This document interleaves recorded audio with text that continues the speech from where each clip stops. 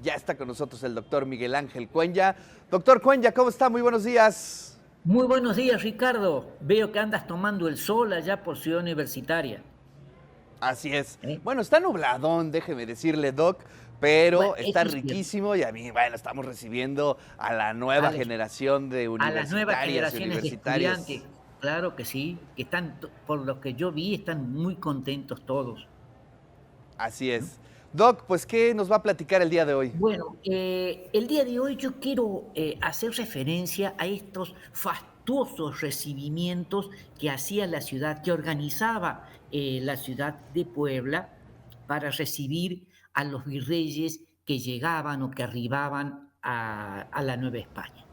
Formaba parte de todo un ceremonial perfectamente estipulado, perfectamente reglamentado, tenían que cumplirse ciertos requisitos, pero en el caso de Puebla es un caso muy especial. ¿Por qué?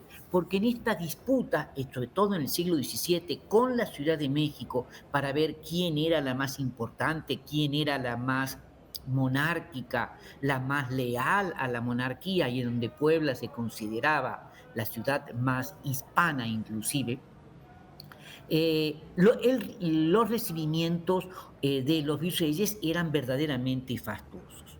Es decir, formaban parte, como yo dije en otras oportunidades, de estas recepciones o fiestas extraordinarias que eran las más importantes en cuanto a pompa, en cuanto a gastos. Digamos, la ciudad tiraba la casa por la ventana, como dice el dicho, es decir, trataba de quedar bien, de mostrar cuál era la pujanza, la fuerza y la importancia que tenía la Puebla de Los Ángeles. No nos olvidemos que era la segunda ciudad de la Nueva España y que hacia 1680 Puebla tendría unos 110.000 habitantes, solamente superada, para que tengamos una idea, por Sevilla, de la ciudad de habla hispana, por la Ciudad de México. Puebla tenía más habitantes que La Habana y el doble de habitantes que la imperial ciudad de Lima, que era la capital del virreinato peruano. Esto nos da la pauta. Por lo tanto, Puebla tenía que mostrar lo que era. La llegada de un nuevo virrey constituía entonces un acontecimiento excepcional y los había muchos, ¿eh?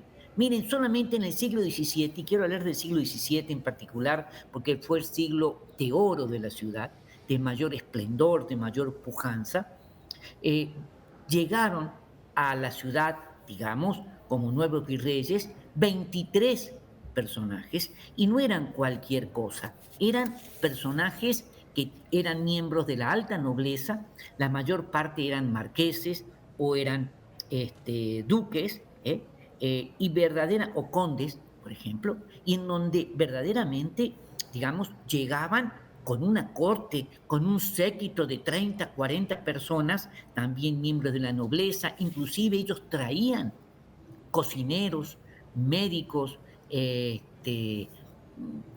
pajes de pajes, ayudantes de ayudantes, digamos, caballerangos, tenían todo, digamos, como acostumbraban a venir los miembros de la nobleza. Entonces, en ese sentido, yo creo que es un elemento sumamente importante. Miren, cuando la flota, que venían por medio de la flota llegaba a entrar o estaba por entrar al Golfo de México, se adelantaba un bergantín que anunciaba en el puerto de La Habana y en el puerto de Veracruz que entraba, digamos, el nuevo virrey. Y más o menos se sabían las fechas cuando iba a entrar el nuevo virrey en tierras novohispanas.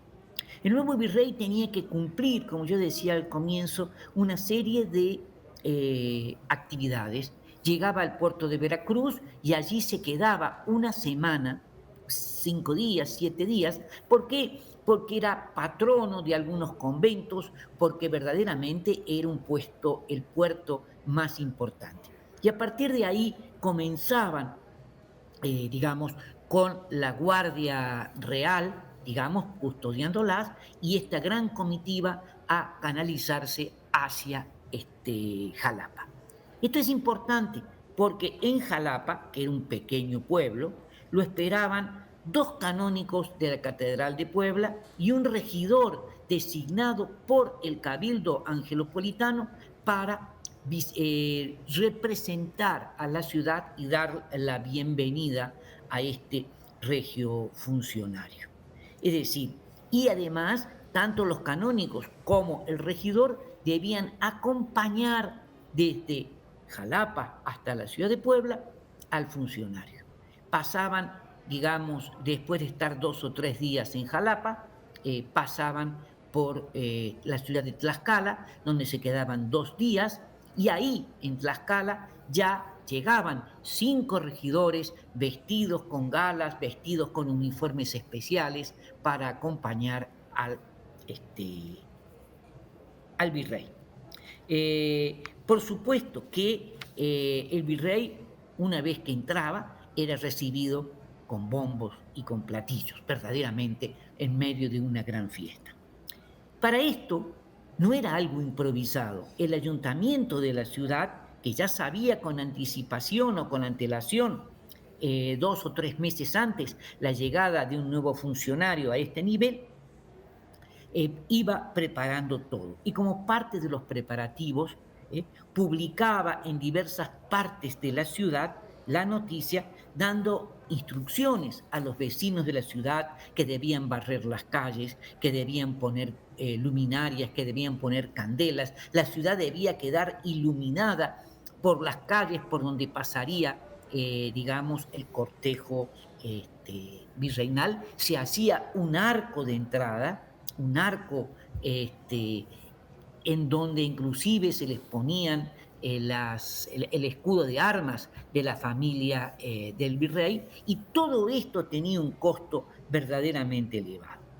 En una palabra, el cabildo acordaba preparar todo lo necesario, como las ceras, es decir, las velas, también como las colaciones, los alimentos, los alojamientos. La familia del virrey iba a dormir verdaderamente en el edificio del cabildo. Se establecían asentamientos especiales o alojamientos especiales para los miembros de la corte, y también se debían preparar meticulosamente los distintos juegos que se le iba a ofrecer al virrey. El más importante, por supuesto, era los toros. Los toros desempeñaban un papel sumamente importante, más los juegos de sortijas, digamos, y otro tipo de juegos que se realizaban en la plaza central. Bueno, y todo esto, lógicamente, tenía un costo que superaba ampliamente los ingresos provenientes de la ciudad. Por lo tanto, la ciudad debía endeudarse, y normalmente se endeudaba con la iglesia, que eran los grandes prestamistas de la época, digamos, a un interés del 5% anual, no más de eso, porque de acuerdo a las prácticas de la época, hacer un préstamo con un interés superior al 5% se consideraba usura, y la usura era pecado mortal. Una palabra, se preparaba, volviendo a esto, la plaza central, que era el escenario donde se realizaban la mayor parte de la mayor parte de las actividades, los juegos ecuestres, los toros, como yo les decía, los castillos, las mascaradas. Y no nos olvidemos que estamos en una época en donde el toreo básicamente consistía en alancear toros, es decir, era el rejoneo, fundamentalmente. La figura del matador recién va a aparecer a mediados del siglo XVIII, y constituía una de las actividades, digamos, del ejercicio muy popular. A la gente le gustaba mucho, y cuando llegaban estos grandes personajes, en 3 o 4 días se toreaban, o sea, lanceaban fundamentalmente unos 100, 120 toros. Claro, estamos hablando de toros a lo mejor cimarrones, no eran toros de lidia, y que simultáneamente se realizaban juegos de caña, juegos de caña. Y en ese sentido era muy, muy importante todos estos tipos de actividades, porque eran los espacios en donde los miembros de la nobleza o del patriciado urbano podían mostrar sus riquezas, vestir con los atuendos correspondientes a los grandes nobles. Claro, lo importante de señalar justamente es que estas fiestas que endeudaban a la ciudad competían con las autoridades virreinales, con la Ciudad de México, podríamos decir así. No solamente eso, los gastos también implicaban, digamos, entregar al virrey nuevo, al nuevo funcionario, 5.000 pesos en retribución por entrega, digamos, la muestra del palio real. Es decir, el virrey llegaba con el palio real, que era justamente el elemento, el símbolo de la autoridad del monarca, y en retribución se le daba una cantidad de 5.000 pesos, que era una cantidad muy elevada y que en muchas oportunidades se le tuvo que decir: señor virrey, discúlpenos, no tenemos esa cantidad. Y el virrey le decía: bueno, denme 2.000 pesos, es suficiente. Digamos, era un problema muy, muy serio. Pero alimentar a toda la corte, alimentar al virrey, normalmente se mandaban a hacer, digamos, vasijas de Talavera, vajillas, perdón, de Talavera, digamos, con los nombres del virrey, los nombres de la virreina, digamos, verdaderamente preciosos. Lamentablemente no quedan muestras de este tipo de cosas, simplemente sí quedan informes de lo que se ha gastado y cuánto costó cada una de estas cosas. Entonces, y la ciudad normalmente se endeudaba por varios años. Pero ustedes piensen, yo les dije 23 eh, recibimiento de virreyes, era un virrey cada 2 o 3 años que venía. Claro, algunas excepciones eran interinatos, o por ejemplo, cuando Palafox y Mendoza fue nombrado, siendo obispo de la Puebla de Los Ángeles, virrey interino mientras llegaba el nuevo virrey. En ese caso no hubo este tipo de ceremonias, porque además él era muy austero. Pero también detengámonos en otro elemento, con eso yo quería terminar. El siglo XVII es un siglo muy austero, es el siglo de la Reforma Católica, el siglo de la Reforma Tridentina. Por lo tanto, la austeridad es muy importante. Y a pesar de eso, se realizaban estos grandes gastos, estas grandes ceremonias, estas grandes parafernalias, para demostrar justamente la fidelidad al monarca español. Si ustedes, esto fue en el siglo Uf. XVII, en el siglo XVIII, en donde se termina de alguna manera con este signo de austeridad, y ya cambia. Y a pesar de que la ciudad había entrado en un profundo crisis económica y social, los gastos van a aumentar notoriamente hasta que el rey prohíbe que se gaste más de una determinada cantidad. La ciudad de Puebla no podía gastar más de 9.000 pesos, la Ciudad de México no podía gastar más de 12.000, 14.000 pesos. Nadie le hizo caso a ese tipo de cosas y se gastaban el doble de dinero. Entonces, esto es lo que yo quería un poco señalarlos, porque formaba parte de las organizaciones y de la sociabilidad que tenía esta ciudad. Muchísimas gracias. Oiga, doctor, antes de que se vaya, es muy interesante lo que está diciendo. A ver, lo ponemos en un contexto, podríamos decir, global, si eso existía en el siglo XVII, pero estamos hablando de que Puebla era una de las grandes metrópolis a nivel mundial, ¿no? Es decir, más grande que muchas ciudades españolas, más grande que La Habana, que era una gran ciudad, más grande que Lima, casi llegando a los niveles de la Ciudad de México. Es muy interesante lo que está planteando usted. Claro, no solamente eso, en la década de 1630, digamos, las lluvias en el Valle de México fueron tan intensas como ahora. Claro, ahora hay todo un sistema de drenaje y a pesar de eso se inunda la Ciudad de México.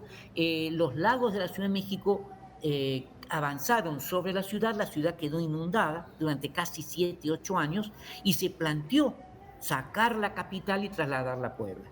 ¿Por qué? Porque Puebla se consideraba que tenía los honores para poder ser la capital. Bueno, no sucedió porque los virreyes también se opusieron en ese momento, pero fue un momento, una década en donde muchas de las grandes familias de la Ciudad de México se vinieron a vivir a Puebla. Puebla era el gran centro productivo, el gran centro religioso y el gran centro cultural también que tenía la Nueva España. Y en ese sentido, esto es algo muy importante y que va a tener una enorme trascendencia. Como tú dices, era una metrópoli cuya luz llegaba por el sur hasta el virreinato peruano, por el este hasta Filipinas, y hasta ahí se exportaban los productos de Puebla. Bueno, pues es una maravilla y le agradecemos como siempre que nos traiga estos fragmentos de la historia de nuestra ciudad. Doctor Miguel Ángel Cuenya, muchísimas gracias. Nos vemos la No, siguiente gracias semana a por acá. ti. Nos vemos, gracias, hasta luego. Gracias. Pues ahí está la columna siempre interesante del doctor Cuenya.